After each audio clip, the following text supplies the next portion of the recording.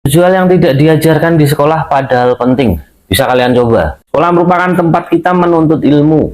Di sekolah, kita tuh mempelajari berbagai bidang ilmu pengetahuan yang sebelumnya ya tidak kita ketahui. Mulai dari ilmu pengetahuan alam, ilmu pengetahuan sosial, bahasa, hingga pelajaran kesenian seperti bermain alat musik, menggambar, dan menari. Selamat datang di channel Rinto Sujarwo.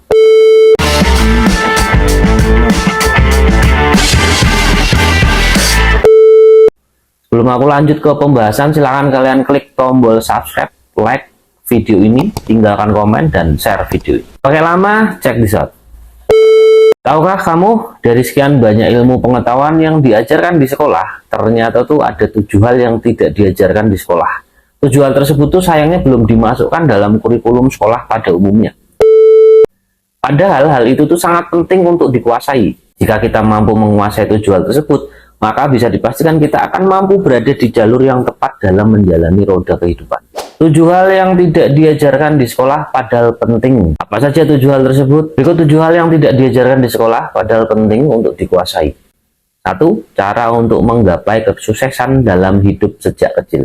Kita selalu disuguhi dengan kalimat belajar yang rajin agar sukses di masa depan. Itu orang tua ataupun sanak saudara. Mereka tuh selalu melontarkan kalimat yang serupa. Guru di sekolah pun juga melontarkan hal yang sama. Tujuannya adalah membuat kita rajin belajar agar kita dapat hidup nyaman dan bahagia di kemudian harinya. Tapi apa benar jika kita belajar yang rajin maka kita akan sukses dengan sendirinya? Banyak orang yang memberikan semangat kepada seseorang untuk mencapai sebuah kesuksesan, tetapi mereka tuh lupa untuk mengajarkan bagaimana caranya untuk meraih kesuksesan tersebut. Saat dewasa kita baru menyadari bahwa kesuksesan itu tidak lahir dari hanya sekedar belajar di waktu kecil saja. Ada banyak aspek-aspek yang perlu diperhitungkan. Setelah kita sadar, kita akan merasa bahwa waktu kita tuh sudah terlambat untuk memperbaiki. Oleh karena itu, sebaiknya sekolah perlu memberikan arahan kepada siswanya terkait masa depan mereka. Meraih sesuatu yang diinginkan adalah definisi sukses secara tepat. Setiap orang pasti memiliki keinginan yang berbeda-beda. Hal yang dapat guru lakukan yaitu menyadarkan siswa untuk memiliki pandangan karir mereka sejak dini. Jika siswa memiliki cita-cita sejak dini, maka mereka masih memiliki banyak waktu untuk menyusun strategi atau langkah yang tepat guna mewujudkan cita-cita tersebut. Menurut ahli, setidaknya ada 2 hal yang sangat mempengaruhi kesuksesan, yaitu hard skill dan soft skill.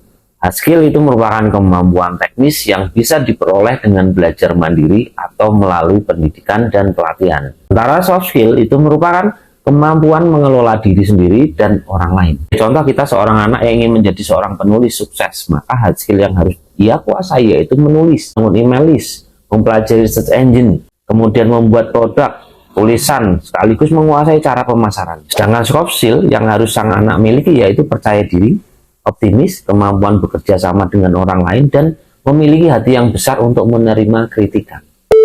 Jika guru sudah berhasil mengajak siswanya untuk bermimpi, maka langkah selanjutnya yaitu memberikan arahan kepada mereka sesuai dengan mimpi mereka masing-masing.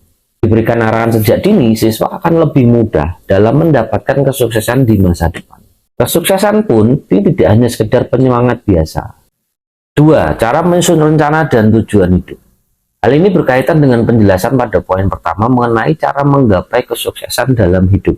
Seperti yang sudah dijelaskan sebelumnya, keberhasilan itu dapat diraih dengan perencanaan yang matang sejak jauh-jauh hari.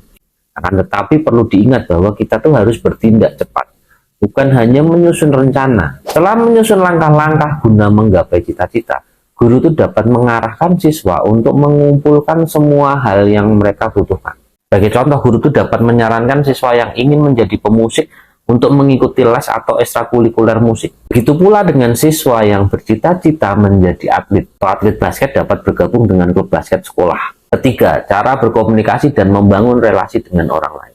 Kemampuan berkomunikasi dan menjalin relasi dengan orang lain adalah hal yang sangat penting untuk dilakukan seseorang. Tak hanya sebagai sifat dasar manusia yang menjadi makhluk sosial, kemampuan berkomunikasi dan menjalin relasi dengan orang lain itu juga dapat mengantarkan seseorang untuk menapaki tangga kesuksesannya. John Maxwell, seorang penulis buku yang bertemakan kepemimpinan, juga meyakini bahwa semua keberhasilan hidup berasal dari memulai hubungan dengan orang yang tepat dan kemudian merawat hubungan tersebut.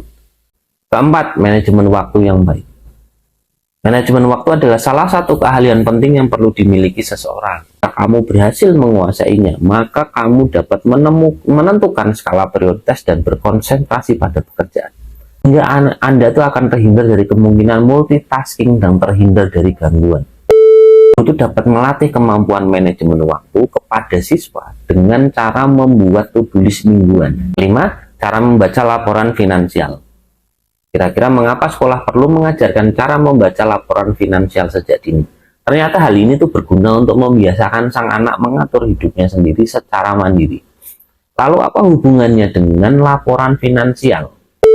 Jika kita mampu membaca laporan finansial, maka kita memahami segala pengeluaran dan pemasukan ekonomi untuk menyambung hidup. Perlu diketahui, beberapa penelitian mengatakan bahwa kebanyakan orang kaya itu mengajarkan anaknya cara membaca laporan keuangan.